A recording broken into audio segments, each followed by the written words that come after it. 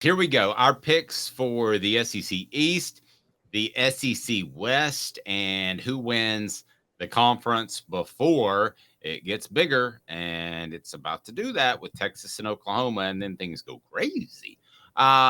In the SEC East, I've got Georgia winning the East. I've got Tennessee finishing number 2, followed by Kentucky over South Carolina. Still not sold on the Gamecocks. And then Florida at number 5, Vanderbilt at number 6, and Missouri at number 7. So, you know how I feel about the Tigers. What about you in the East?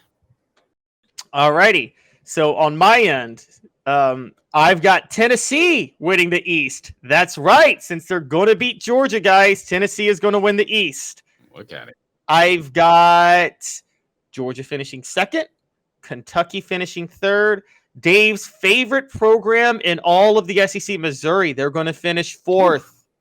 Yes, they're going to finish fourth. Yes, Vanderbilt is going to finish fifth. That's a marked improvement from Vanderbilt last year.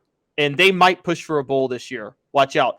South Carolina is going to finish sixth. South Carolina has Spencer Rattler, but they also have a horrible offensive coordinator. And Spencer Rattler needs a good offensive coordinator. South Carolina has one of the worst offensive coordinators in the SEC. And that's going to knock them to 6. And yes, Florida is going to finish last in the East this year. I think Florida is in really, really, really big trouble, Dave. Yep. No, I do too. Let's go with the West. We both have LSU beating Alabama, which would have sounded crazy right before Brian Kelly got hired, but we both think a lot of him as a coach.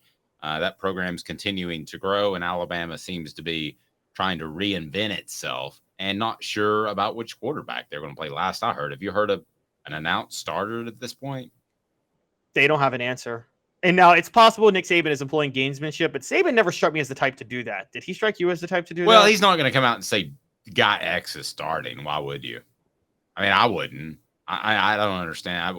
I wouldn't say guy X is starting. So he may know if that's gamesmanship, but there's just, if you consider that gamesmanship, then yes, I think you would do that. I just consider that him basically saying that, why would I tell you? It may be a mobile guy, maybe a guy that's better with his arm. Why would I give you any insight to that? So LSU, we know. And the reason I picked LSU over Alabama is primarily the quarterback situation. Jaden Daniels, probably the best quarterback in the SEC. So I had to go with him. Very fluid runner. I think he's going to win a game for LSU that he shouldn't. So I've got LSU followed by Alabama, Texas A&M, Auburn, which may be a little bit higher than yours at number 4. Ole Miss, I built a relationship with Lane Kiffin, so I hope I'm wrong, but I've got just a weird feeling that the wheels are going to start to come off there because he has tried so hard to get more NIL money to compete with other SEC schools, and it's not there. I think at some point he gets disgruntled. I think at some point you've got the boosters there are going to get disgruntled that he keeps asking for more money. And he even tweeted something to that effect recently about how important NIL is. And the money's just not there at Ole Miss. So I wouldn't be surprised if this is the year the wheels start to come off for Lane Kiffin and Ole Miss. I hope not. But he'll be fine. I saw his tweet on National Girlfriend Day, and he seems to be doing well. And I think she's old enough to buy alcohol. Arkansas at number 6. Do you like how I worked that in there? That's a good one. Arkansas at number 6. I love Sam Pittman, don't we all? He's kind of like the Santa Claus of the SEC. But at the end of the day, what they do ain't terribly complicated. They're not going to be able to score points with a lot of teams in the SEC that run spread type stuff. So I got Arkansas at number 6 and Mississippi State at number 7. How do you? Are we exactly the same? And we did this. No, we're different. Okay, so you're looking at mine. Scroll down so we can see yours. And if you're watching on the audio channels, we've got it pulled up. Be sure and get on YouTube and hit the subscribe and like button. Guess who we get to visit with tonight, by the way, in the Celebrate 98? David Leverton, who will talk about his greatest play ever was tackling Peter Warwick in the Fiesta Bowl. It wasn't a punt. Wasn't downing somebody inside the 1. It was tackling Peter Warwick when he was going to score in the Fiesta Bowl. So your SEC West looks like what? All right, so I'm with you. LSU is going to beat Alabama. I think Jimbo Fisher is like first in the West, and Alabama will finish second. Dave, you thought you were high on Auburn? I got Auburn finishing third. And I think Hugh Freeze is an absolute terrible person, but I got Auburn finishing third. I'm so high on Auburn, I'm not writing them off beating Alabama in the Iron Bowl. I'm not either.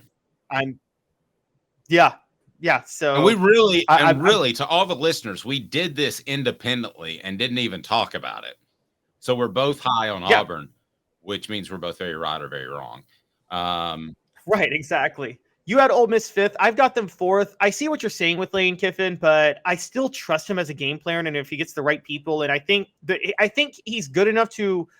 I think Lane Kiffin will keep Ole Miss good enough to make sure they beat up on the bottom half of the SEC always. No, and so that's enough wins for them. So they're fourth. I'm with you. Arkansas fifth, Mississippi State sixth. The only difference that me and you have pretty much is you got Texas A&M finishing third, and I am wheels come off Texas A&M. They finished seventh. I'm saying maybe 3-9.